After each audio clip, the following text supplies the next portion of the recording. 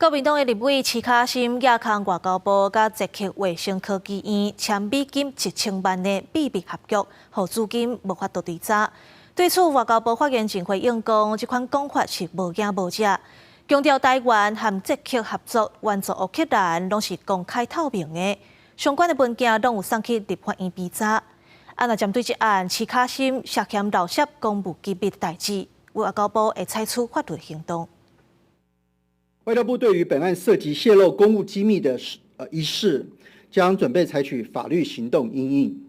外交部大前的反击发表提告，台湾基进党透早嘛去台北地检署，告徐卡心涉嫌公务人员涉密顶罪。因为顶一日国民党立委徐卡心公布一份外交部甲捷克卫生科技院 CHTI 签订的1000万美金援助乌克兰的合约。这个外交部无说明安怎招标，而且迄个会议的主持人甲捷克正常关系是真密切，可能互台湾援助乌克兰的款项间接介入捷克的内政。第一，有公开招标吗？有公开遴选吗？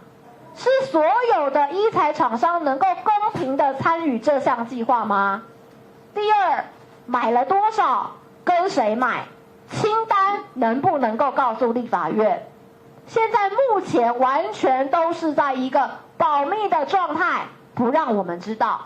徐卡心嘛指记讲，这个计划其中300万至400万要买台湾的医材，是公开招标也是限制性招标，应该讲明明。而且认为讲政府签订 MOU 的时阵，并无对外说明，而且佫列做秘密文件，要到民国122年的年底才当解密。外交部强调讲，绝对无秘密合约。对于我国的外交处境特殊。